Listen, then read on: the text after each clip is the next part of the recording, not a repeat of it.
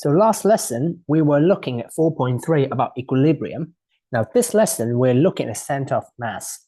Equilibrium, just a bit of recap from last lesson, equilibrium means anything that is on top. So forces pointing upwards will be balanced of forces pointing downwards. So we know the resultant force, so equilibrium, just a bit of a quick recap. So equilibrium means the resultant force is zero. In other words, the upward force equal the downward force, and also the resultant moment also equals zero. So to work out resultant moment equals zero means the clockwise moments, clockwise moms equals anti-clockwise moms. Moms means moments, all right? Every mom has their moments. So clockwise moms equals anti-clockwise moms, so that's the resultant moment.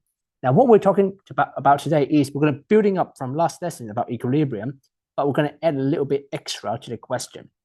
Now think about this. Whenever you buy everything, even though let's say a ruler or pencil, let's say a ruler. Now if the ruler is good quality, then both sides should be, the same weight. If you put it on top of a water bottle, I'm sure everyone's done that as a kid, water bottle. Now, theoretically, now let's say the ruler is a 10 centimeter ruler, so from 0 to 10 centimeter in here. Reason you set 10 centimeter just so I can tell you how you can position. I can use numbers to help you think about where we're positioning the ruler. Now, theoretically, the ruler, if the ruler is good quality, you should be able to put the ruler on there exactly 5 centimeter, and then the ruler on the water bottle will be perfectly balanced. However, some lower quality one side may be heavier. Let's say this side is heavier. Now, if that side is heavier, I want you to think about how would you position the ruler so that it remains balanced on the water bottle. Would you move it more to the left or would you move it to the right? How would you position it to make it balanced? Now, obviously, you would make the ruler to go a bit further to the right, don't you? So you would probably place the ruler a bit further to the right. So maybe like this. Let's say if it's not really heavy, okay? So not really heavy on one side, not really heavy on one side. Then you will put it on this side. Let's say if 10 centimeter, maybe you will put it on the 8 centimeter mark. Then that's how you could position the ruler so that it balanced. So what I'm trying to say here is if the ruler is good quality, that both sides are all the same, then the weight, the center of mass of the ruler will be right in the middle. Like what we looked at last lesson, is always uniform. But not all ruler, not everything in the world is made of extremely good quality, and sometimes we can't help, sometimes it's possible, one side is heavier than the other, then we say this is non-uniform. That means one side is heavier than the other. What it also means is center of mass, the weight is not positioned in the middle. Okay, so you have to be careful if the question says, is it uniform or non-uniform? Now, also want you to think about one thing. I'm sure everyone has gone to play a seesaw before, or most people would have played on a seesaw before. So let's say here's a seesaw. Okay, and then now normally you've got a seat on here and a seat in here. Then and one person will sit in here and the other person will sit in there, right? And then everyone's happy and play on the seesaw. Right, but what if, okay, you've got one chubby guy, really, really heavy, okay, heavy like a Michelin. Now, the weight is, not the weight, sorry, the scale is right in the middle. This heavy guy. Okay. Heavy guy, sit on there. What will happen then? What will happen is the seesaw will tilt, wouldn't it? It will be like this. And you or me as a little guy, we can never climb up there because all we can see is the seesaw is way too high for us to climb. So, but if you want it to be balanced, how can you make it to be balanced? Well, if you want to make it to be balanced, then the chubby guy will have to sit in here and you can sit in here. Then it'll be balanced. Now, why is it the case? Because a chubby guy have a greater force and us have a smaller force. Let's put a smaller force. In order to balance the moments, we are limiting the distance around here. So let's say distance here will be shorter than that one. So if you know your formula for moments, moments equals force times distance. If the force is bigger, the distance has to be smaller in order to balance the moments. So if we want it to be completely balanced, is equilibrium. That means this big guy generate is the anti-clockwise moments, and the moments we generate on the right side is clockwise moments. If we want them to be balanced, the moments has to be the same. So therefore, what I'm trying to say is the center of mass for this rod is not in the middle because of the difference in the weight of this chubby guy and us. All right. So, but the take-home message for now is if it's not uniform, the weight of the rod is not positioned in the middle. Okay, I want you to bear that in mind. Right, so all the masterpiece drawing out of the way, let's look at the question. So Tom and Jerry are sitting on a non-uniform plank. So get a habit of highlighting stuff, or if you want to underline some keywords that are useful for calculation mechanics. You are usually presented with sometimes a long paragraph of question, unfortunately, in mechanics. So a plank mass 25 kilogram and length 4 meters. The plank is pivoted at M, the midpoint of AB. The center of mass of AB is at C. The center of mass means the weight. Now, don't get mixed up weight and mass. The weight is equal to mass times gravity. The gravity in Earth is 9.8. So if your mass is 60 kilogram, 60, 65, maybe heavier. I don't know. I've not put on the weight. I've not gone on the weight for a long time. Times G. So it'll be 60 times G, 60G. All right. So what it means is the mass 25 kilogram is not in the middle. So we can draw our own diagram. I tend to like to draw my own one because not that the one in the question is not good, but yeah, actually it's not as good as mine. But I tend to like to draw my own one just with the numbers and no pictures and, no distraction. So we've got a point C in here, we've got point A, and we've got point B. Now what we know is, we know the weight of the plank is at C, so 25G, 25 times gravity. And when there's support, there's a reaction like this, RM. We've got Jerry sitting in here and Tom sitting somewhere there. The weight of Jerry is, he's 25 kilograms, so it'll be 25G, and the weight for Tom is 35G. Now, one would ask, what about the weight, or what about the reaction of Jerry and Tom? Is there not a reaction on Jerry and Tom? The answer is no, because the reaction supported by the seesaw or by the plank is supported all by the support in right in the middle. So the reaction of M actually deals with all the forces pointing downwards. All right. So essentially, the plank is not supporting you. It is this support M is supporting you in a way. All right. So that's the complete diagram for the weight. But what about the distances? We do have this distance. We know that's 1.8. That's 0.2. We don't know what the distance here is. We can call it X, and that will be 2 meters. Right? So our task is to do the same thing like last lesson. We make two things. First of all, the reaction force equals 0, the first step. Upward force equal downward force. So that forces point upwards is reaction of M equals forces pointing down, 25G plus 25G plus 35G. Different ways you can do it. You can either just add a G up. What I'll do is I'll add them all up. So that's 85G. And I do tend to put all the numbers in the calculator. So 85G, so 85 times 9.8, that's 833 Newton. The reason I like to do that is because sometimes when there are more algebras, you want to get rid of G, or people just somehow the next time forget the right G in there. So to avoid this silly mistake, I do put in a calculator. So there's no, one less thing to worry about. So RM is 833 Newton. Next thing, we're going to take moments. We can take moments at any point that you like. So I'm going to take moments at M. So when I take moments at M, I can ignore M. So I've got three forces to calculate. I've got the 25G, the 25G, and the 35G. So let's do it one by one. The 25G, moments equals force times distance. The force is 25G. The distance away from M is 2 meters. So that's 50G. So 50G is 50 times 9.8 is 490 Newton, and that will be anti-clockwise. Due to the other 25G moment equal 25G times this times is 0.2 meters away. So 25 times 9.8 times 0.2 is 49. So that's 49 Newton, and that will be anti-clockwise as well. And the last one, 35G moments equal 35G times. So 35G, but we don't know the distance away from M, so 35G times X.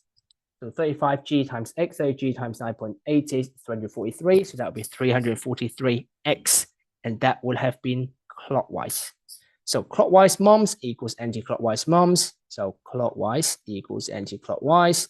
So clockwise would be 343X, the anti-clockwise would be 490 plus 49.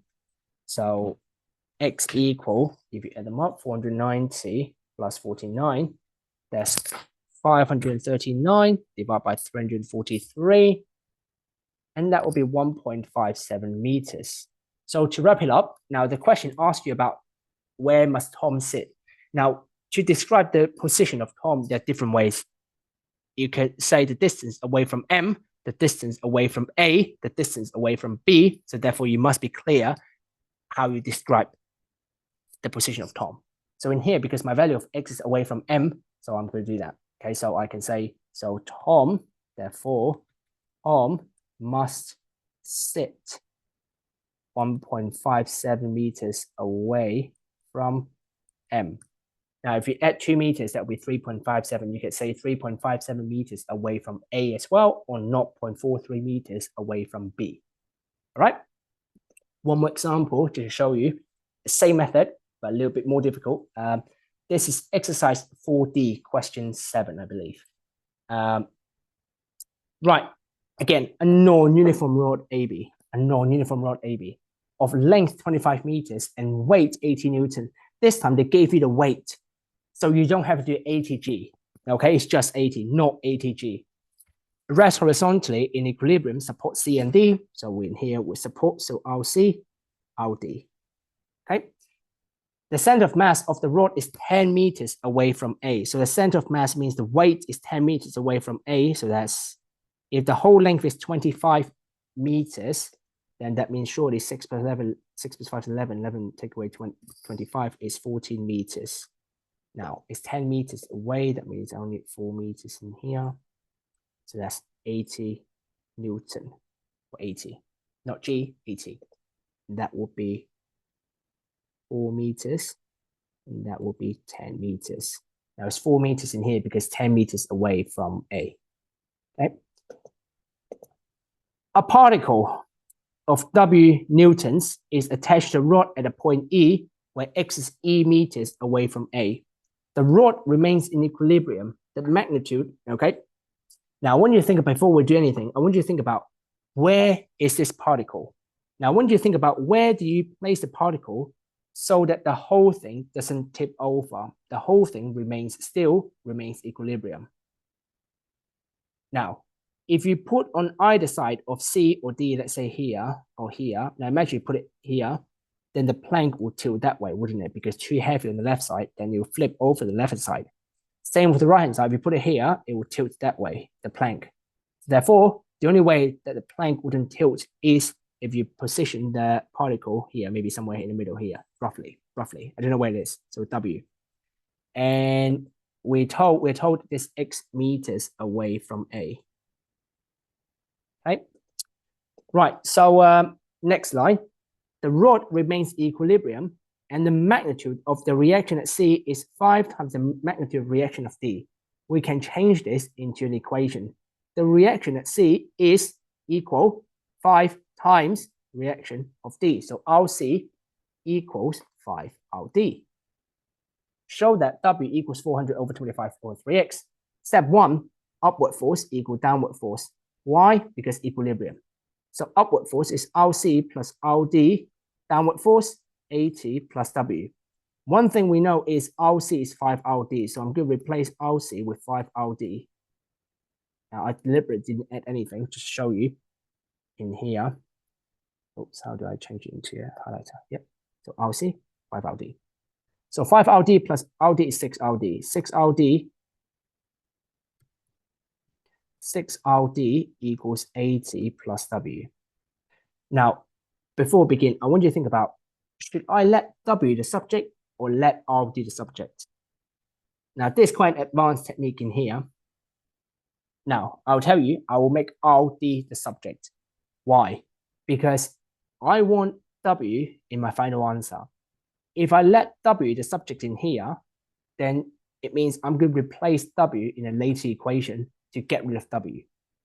I do not want W to disappear in my working out. So I want to keep the W in there. So I'm going to make RD the subject. Even though it's a fraction is like pickles in a burger. No one likes it, but we still have to leave it like out. It's much easier to rather have a fraction rather than making W the subject, because otherwise you sub it back, it will become messy. Okay.